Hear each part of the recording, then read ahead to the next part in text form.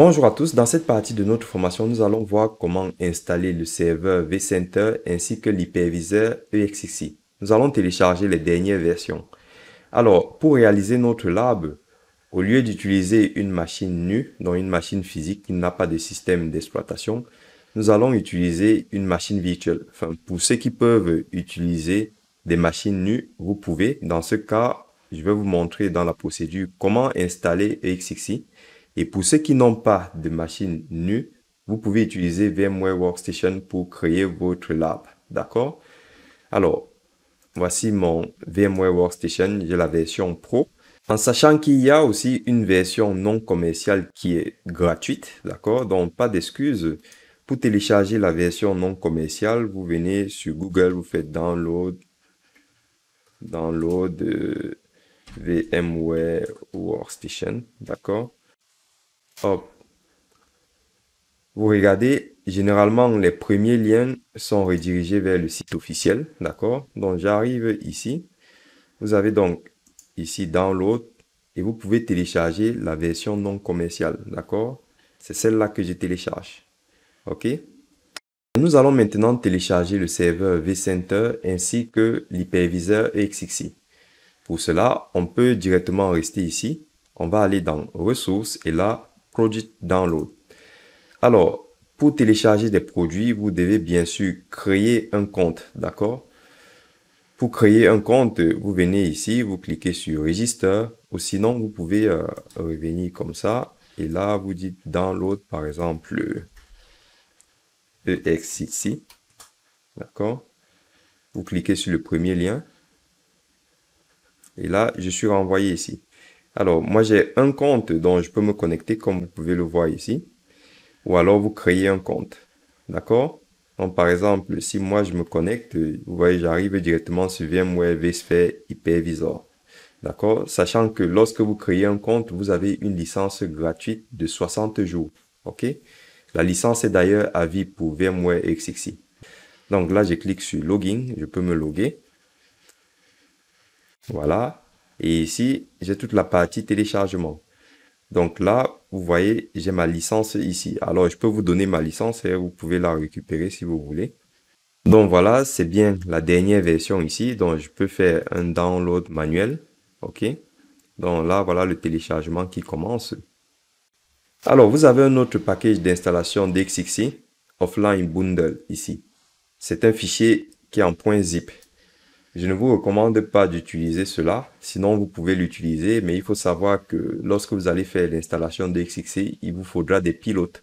Donc forcément, si votre machine n'a pas tous les pilotes nécessaires, l'installation peut foirer. D'accord? Très bien, j'ai profité pour terminer mon enregistrement sur le site de VMware. Du coup, je peux poursuivre ma version d'évaluation pour les autres produits. D'accord?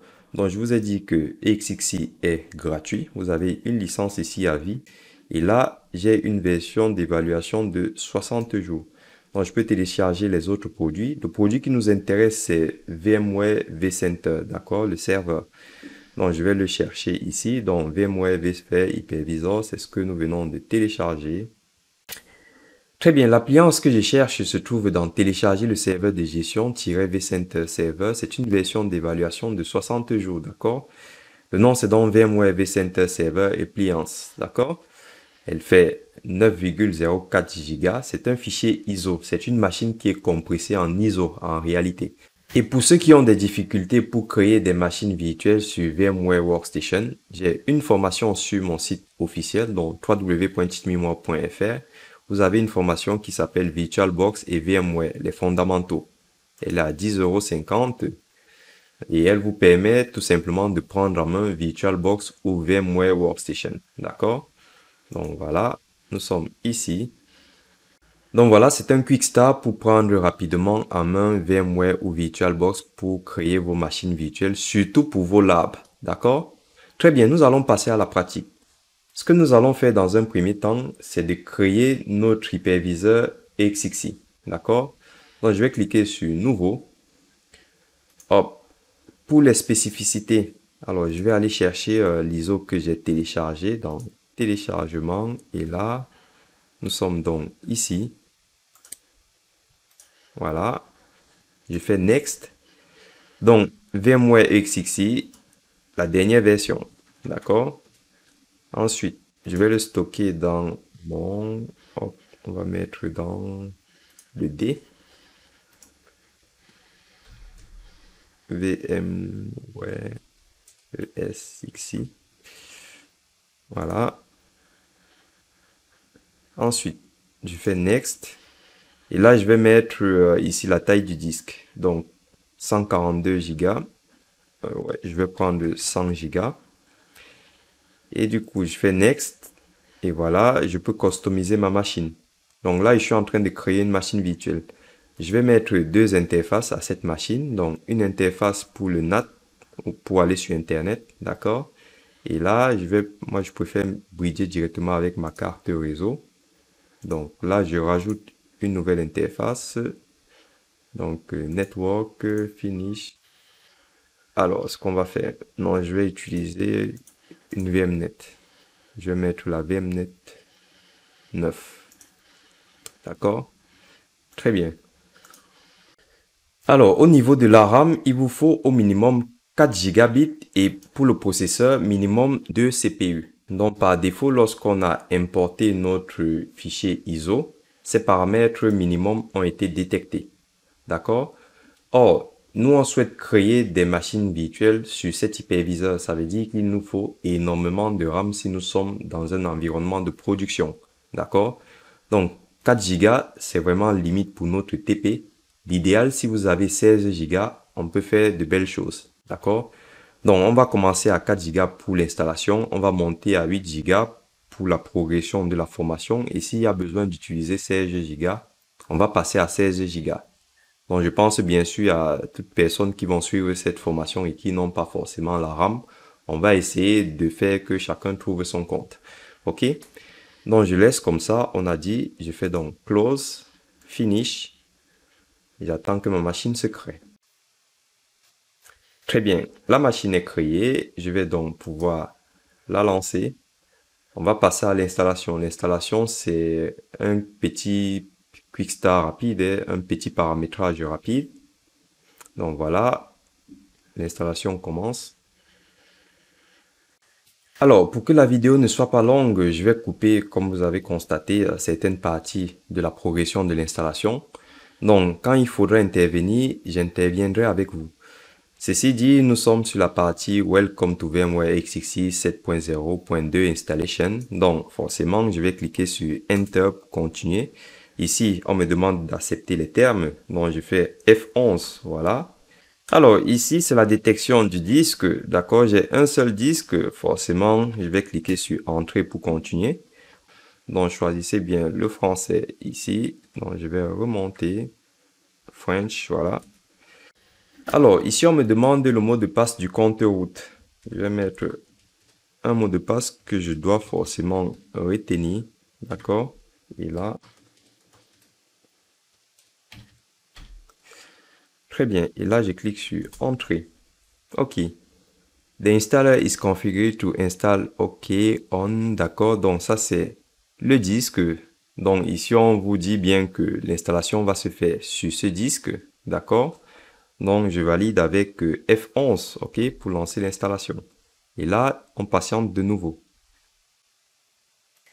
Très bien, l'installation est terminée. Ici, on vous demande deux choses. Est-ce que vous souhaitez enlever l'installation, enfin supprimer l'installation, ou vous voulez démarrer votre serveur pour que les modifications soient prises en compte? Donc, vous cliquez sur Enter pour redémarrer. Ah, attention.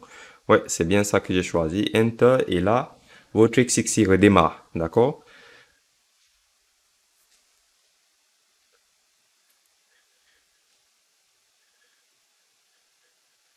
Donc voilà, vous avez vu que vous avez la possibilité de cliquer sur Enter pour entrer en mode boot. C'est un peu comme si on démarrait un système d'exploitation.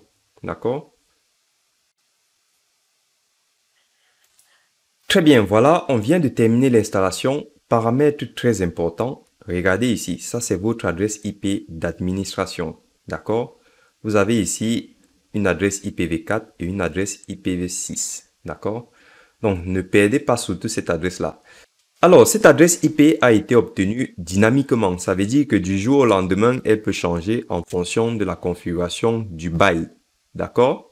Or, nous sommes sur une machine critique. Ça veut dire que si l'adresse IP change du jour au lendemain, on perd tout simplement l'adresse IP d'administration. C'est pour cette raison qu'on doit mettre une adresse IP statique. Comment je configure mon adresse IP en mode statique? Je vais donc cliquer sur F2, F2 ici. Et là, je vais rentrer le mot de passe de l'admin. Très bien. Voilà. Et vous avez des paramètres ici que vous pouvez changer. Là, je peux changer le mot de passe, d'accord? Et ici, voici la gestion des interfaces. Donc là, je peux revoir mon adresse IP. Et ici, je peux redémarrer, on va dire. C'est un peu comme si vous faites un release de vos interfaces. C'est ici, d'accord? Je peux faire un test d'interface ici. Et là, je peux réinitialiser les paramètres du réseau. OK? Là, je configure le keyboard. Donc, si jamais vous avez choisi l'anglais alors que vous vouliez le français, vous pouvez régler ces paramètres ici. D'accord? C'est vraiment important. D'ailleurs, on va le mettre. Vous voyez, c'est bien en français ici. OK? Donc, vous faites échappe pour sortir. Et du coup, si on revient sur les paramètres de l'interface, vous voyez que vous pouvez configurer des VLAN ici. D'accord? Vous avez les paramètres IPv4, IPv6 ici et le DNS. D'accord?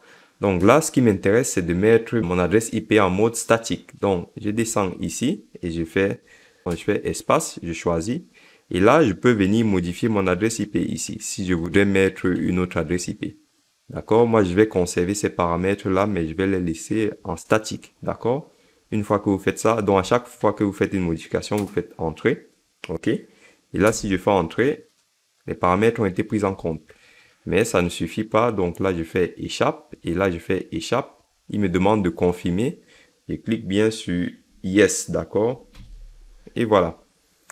Donc à partir de là, j'ai donc mon adresse IP de mon serveur. On peut faire le test. Je vais donc faire HTTPS. Et là, je mets 192.168. On va dire 0.21. OK. Je fais entrer. J'accepte le certificat. Et voilà. OK. Je peux mettre ici route et mon mot de passe. Et voilà. Je peux enregistrer ce mot de passe. Et je suis connecté sur l'interface d'administration de VMware EXXI. D'accord? Donc voilà, nous avons terminé avec cette première partie sur l'installation de VMware EXXI. On va terminer avec la deuxième partie sur l'installation de VMware vCenter. Je vous dis à tout de suite.